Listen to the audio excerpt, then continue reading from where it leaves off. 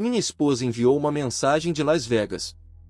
Acabei de me unir em matrimônio ao meu colega de trabalho. Você é um perdedor? BW.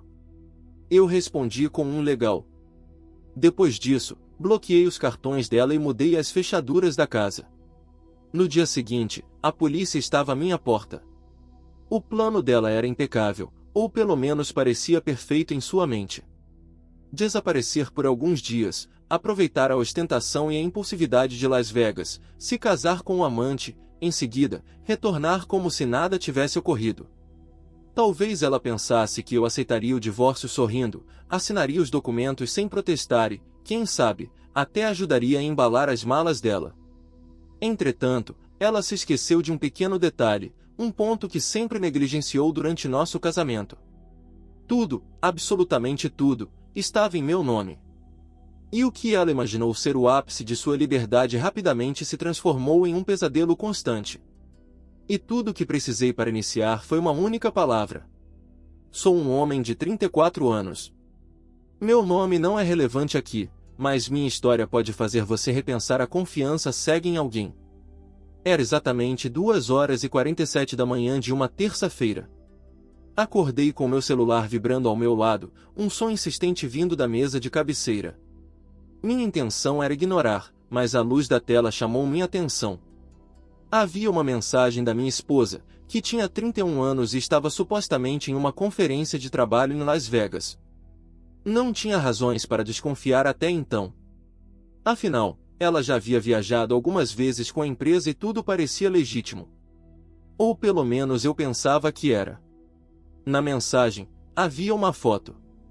Linda estava usando um vestido branco de aluguel barato, com flores na mão e um sorriso no rosto.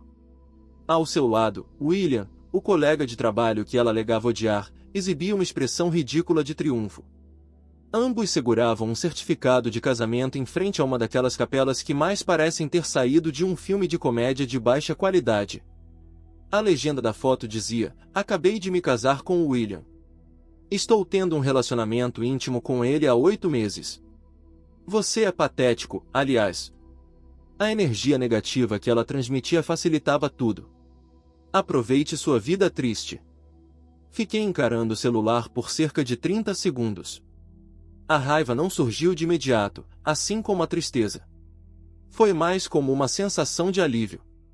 Como se uma nuvem tivesse finalmente se dissipado, como se eu tivesse recebido um sinal divino para agir sem remorso. Então, digitei apenas uma palavra. Legal. E antes que ela pudesse responder, antes que qualquer arrependimento falso surgisse, eu comecei a agir.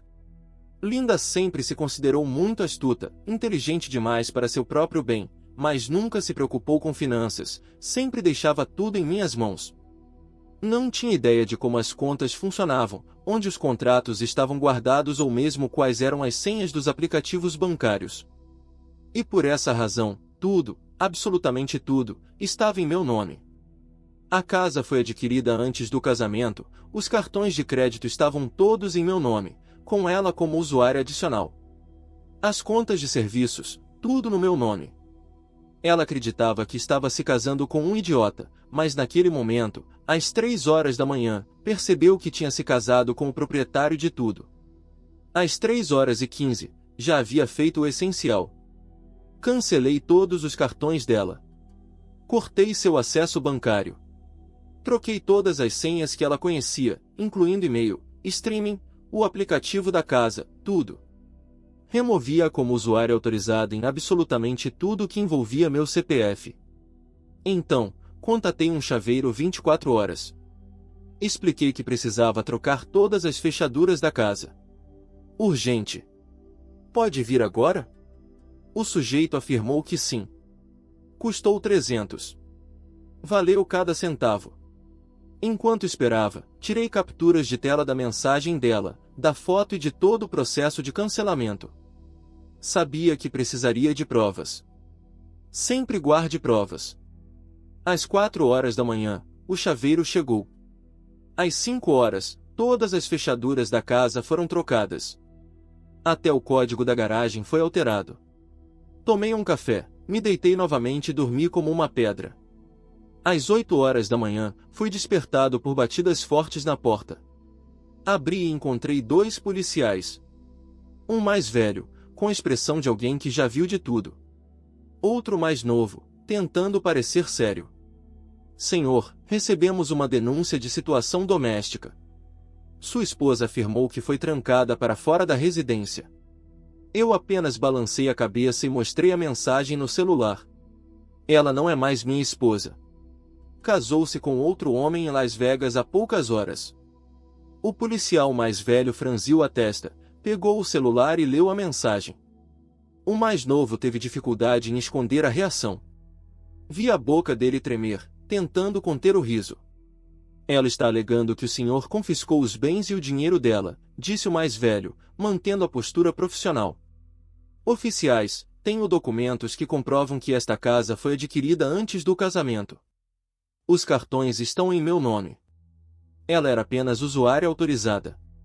Não mexi em nada que fosse de uso pessoal dela. Mostrei as capturas de tela, os registros, o contrato da casa. Eles pediram para confirmar se a mensagem era verdadeira, se não era uma montagem. Exibi os metadados, os horários. Tudo estava ali, evidente como a luz do dia. O policial mais experiente suspirou. Comunicou-se pelo rádio: senhora, você vai precisar tratar disso com um advogado. Se casou com um outro homem. Legalmente, não temos como obrigá-lo a deixá-la entrar. Do outro lado, escutei gritos desesperados. Ela estava fora de controle. Antes de saírem, os policiais me deram uma última recomendação. Não destrua os bens pessoais dela. Se desejar, pode deixá-los do lado de fora para que ela recolha. É exatamente isso que vou fazer, respondi. Eles assentiram e se retiraram, claramente incomodados com a situação. Fechei a porta, respirei profundamente e fui arrumar suas coisas, separando tudo, etiquetando e deixando no local que ela escolheu ao casar com outro. Atualização 1. Uau, isso tomou proporções inesperadas. Jamais pensei que tantas pessoas se interessariam pela minha história, mas sinceramente, creio que muitos já enfrentaram uma versão disso. Talvez não com um casamento em Las Vegas e uma bigamia explícita, mas com traições disfarçadas como viagens de trabalho e sorrisos forçados durante o jantar. De qualquer forma, estou aqui para esclarecer algumas perguntas frequentes antes de prosseguir com a narrativa. Sim, é verdadeiro. Não, não temos filhos, graças a Deus. Sim, já estou com um advogado, e ele está adorando o caso. Agora, sobre o que ocorreu depois daquela manhã em que a polícia tocou minha porta. Naquela tarde, por volta das 16 horas, minha campainha soou novamente. Olhei pelo olho mágico e quase ri. Lá estava ela, deslumbrante, acompanhada do novo marido, William, um colega de trabalho. Para tornar a cena ainda mais absurda, trouxeram Bárbara, mãe da Linda, e Susan, a irmã mais nova. Parecia uma mistura entre um circo, uma novela mexicana e um reality show de mau gosto. O William parecia deslocado. Estava pálido, suando, segurando as chaves do carro com as 2 mãos, como se isso fosse sua proteção contra a realidade. A festa de Las Vegas havia acabado e a ressaca moral estava evidente em seu rosto. Ele provavelmente imaginou ter casado com uma mulher independente, bem-sucedida, com casa, carro e estabilidade. E ali estava ele, ao lado de uma mulher sem acesso ao próprio cartão de crédito, sem um lugar onde dormir e agora envolvida em um escândalo de bigamia. Abri a porta devagar, sem dizer nada, apenas observando.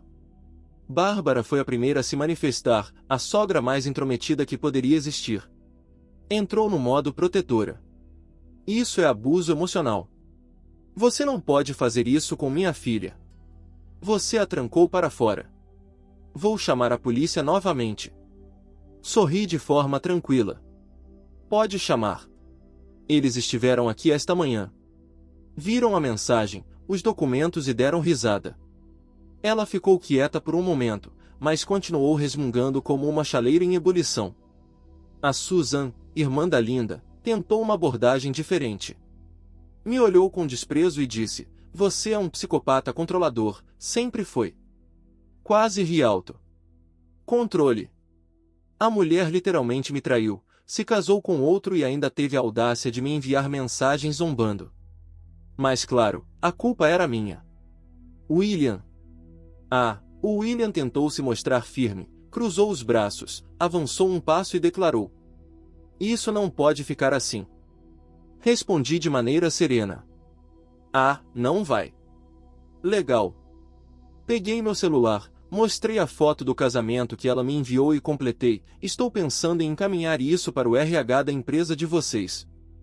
Ouvi dizer que eles têm uma política rigorosa contra relacionamentos entre colegas." Ele empalideceu a ponto de parecer que iria vomitar ali mesmo. Retrocedeu e permaneceu em silêncio pelo resto da interação. Linda, por sua vez, começou a desmoronar. E rompeu em choro.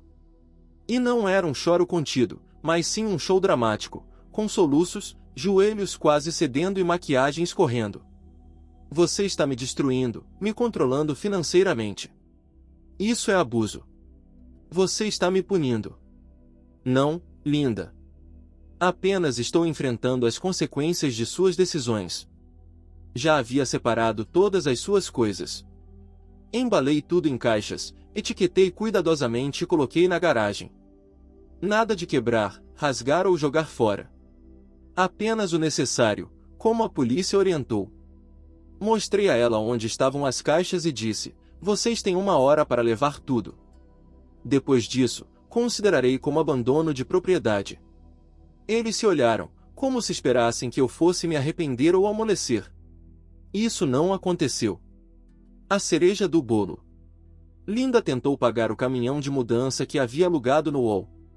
Usou o cartão de crédito dela, que, claro, era um adicional do meu.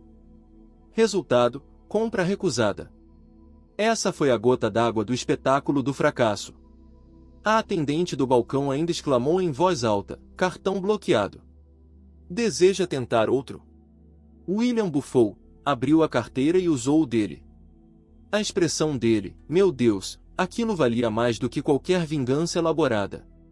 Fui para dentro, sentei no sofá e continuei assistindo pela câmera de segurança enquanto empilhavam caixas no carro, discutindo entre si. Susan estava xingando William. Bárbara gritava com Linda. William quase deixou cair uma caixa com sapatos. Uma cena digna de um Oscar. Mas então, como se tudo pudesse ficar pior, veio o ápice. Ontem, meu advogado ligou para mim. "Cara, você não vai acreditar." Ele começou a rir do outro lado da linha. "A Linda está buscando anular seu casamento com o William." "O quê?" "Isso mesmo, ela afirma que estava sob influência de álcool, que foi manipulada, que tudo não passou de um erro emocional, que não tinha plena consciência do que fazia, mas ela enviou mensagem se vangloriando." "Eu sei, tenho isso registrado no processo." "Além disso, ela está tentando reivindicar direitos sobre a sua propriedade. Afirma que tecnicamente ainda era casada com você durante a viagem, portanto tem direito à divisão de bens." Eu não consegui segurar o riso. Meu advogado também achou engraçado. Ele comentou com aquela serenidade típica de profissionais experientes: "Ela te enviou uma confissão escrita de adultério e bigamia. O que está acontecendo aqui é mais simples que um jogo infantil. Portanto, ela não tem chances. Na verdade, não só não tem chances, como ainda pode se complicar legalmente. Bigamia é crime em muitos estados."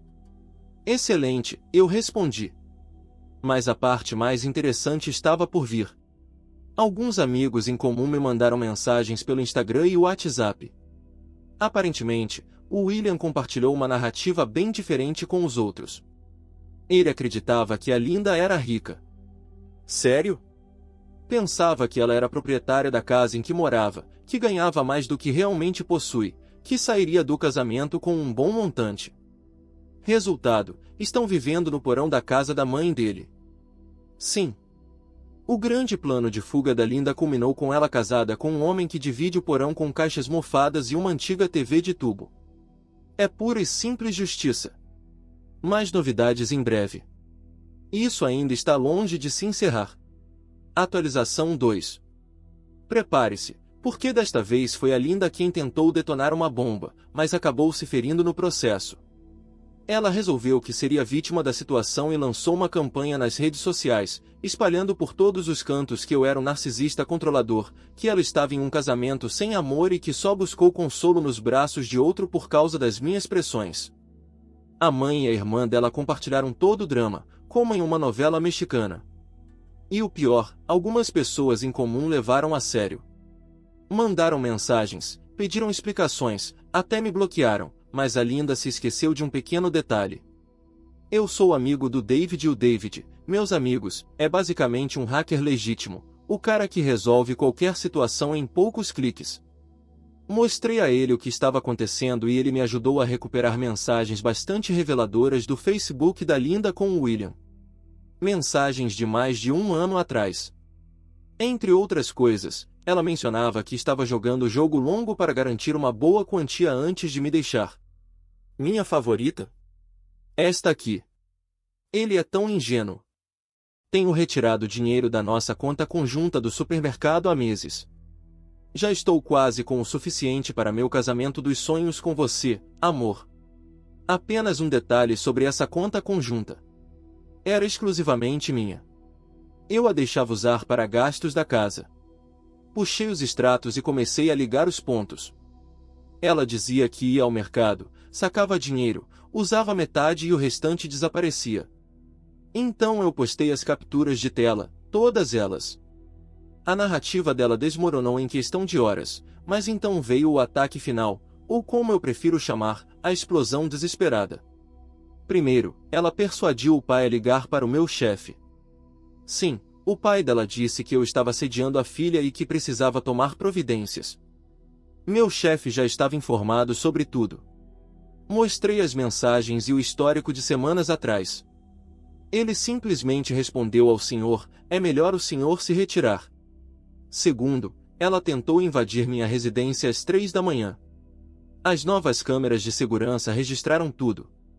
Ela gritava que precisava pegar as joias da avó. Pequeno detalhe. A avó está viva e utilizando as joias. Em terceiro lugar, ela me acusou de ter matado o gato dela. Não temos gato. Nunca tivemos e eu sou alérgico. Quarto, ela passou a ligar para minha mãe em prantos, implorando, dizendo que cometera um erro, que o William não significava nada, que só queria corrigir as coisas. Minha mãe respondeu friamente: você deveria ter pensado nisso antes de dormir com ele durante 8 meses, querida. Porém, o verdadeiro auge da falta de vergonha apareceu ontem. Recebi uma ligação da Sarah. Quem é a Sarah? Mãe do William? Exato, a mãe do cara com quem a Linda me traiu. Essa mulher ousou me pedir para ser homem e aceitar a Linda de volta, porque, segundo ela, seu filho não pode sustentar uma esposa neste momento e homens jovens cometem erros. Perguntei: você realmente está me pedindo para aceitar de volta a mulher que me traiu apenas para que seu filho não enfrente as consequências? Ela respondeu: bem, falando assim, você é egoísta. Casamento é sobre perdão. Desliguei imediatamente. Não argumentei, apenas desliguei. À noite, recebi uma última mensagem de um número desconhecido, provavelmente de uma amiga dela. Você arruinou a minha vida. Espero que esteja feliz. Respondi: na verdade, estou sim. Obrigado por perguntar. Bloqueei o número. Amanhã será a primeira audiência do divórcio. Meu advogado já afirmou que será rápido. Bigamia documentada, fraude, desvio de dinheiro. Ela se enterrou sozinha. E sabe de uma coisa? Mal posso esperar para vê-la cair nesse buraco. Atualização final. A audiência do divórcio foi um verdadeiro show. A Linda apareceu de vestido branco no tribunal. Sim, você leu corretamente, branco. Durante uma audiência de divórcio. Pois é, ela já estava casada com outra pessoa. A expressão do juiz foi impagável. O advogado dela tentou argumentar que o casamento em Las Vegas não tinha validade, alegando que ela estava emocionalmente instável e foi pressionada por William. O juiz questionou o que se entendia por coação nesse caso. A resposta do advogado foi que ele fez promessas. Ele a fez acreditar que deixar o casamento era a única alternativa. Meu advogado se levantou sorrindo. Certamente. Tenho em mãos 73 páginas de mensagens do Facebook que comprovam que a ré estava arquitetando tudo isso há mais de um ano. O juiz pegou os documentos e os examinou calmamente. A expressão dele mudou de neutra para desprezível e então para quase divertida. Ele leu em voz alta. Você foi quem escreveu? E cito, mal posso esperar para ver a expressão dele quando perceber que levei tudo. A moça ficou instantaneamente vermelha. Isso foi retirado do contexto. E qual seria o contexto que melhoraria essa frase? Silêncio. Resultado. O divórcio foi concedido de imediato. Ela ficou com o que lhe pertencia, bens pessoais, o carro ainda financiado e nada mais. Aliás, ela ainda terá que me pagar pensão por 6 meses, visto que eu financiei seu curso de certificação no ano anterior. São apenas 500 por mês, mas a expressão de raiva dela valeu milhões. Na saída, a confusão continuou. Bárbara começou a gritar que eu estava levando a filha dela. Susan tentou jogar café em mim. Errou. Acertou em Sarah, mãe de William, que estava lá apoiando o casal jovem. A briga com café entre as mães foi tão acalorada que o segurança precisou intervir. E William nem apareceu. De acordo com os gritos de Sarah, ele já estava com outra, uma garçonete de 22 anos que conheceu na recepção do casamento, ou melhor, no bar do cassino. A moça desabou em lágrimas. Mas não era um choro dramático de filme, era aquele choro feio, com ranho, soluços e desespero. Ela chorava. Não era assim que as coisas deveriam terminar. A irmã tentou consolar. Está tudo bem, querida. Você pode ficar comigo. Resposta da moça. Não dá. Seu apartamento cheira a gato e tristeza. Nem Susan conseguiu responder a isso. As últimas notícias que ouvi. A moça está morando com os pais. William está noivo da garçonete. A empresa demitiu ambos por quebra de conduta interna. Bárbara foi banida de 2 Starbucks por hostilizar os baristas que lembravam o maldito. Susan postou no Facebook que está rompendo laços com familiares tóxicos e Sarah, mãe de William, está processando a moça por danos emocionais ao filho. E eu estou ótimo. Vendi a casa por um preço acima do mercado. O mercado está louco. Estou me mudando para um apartamento chique no centro.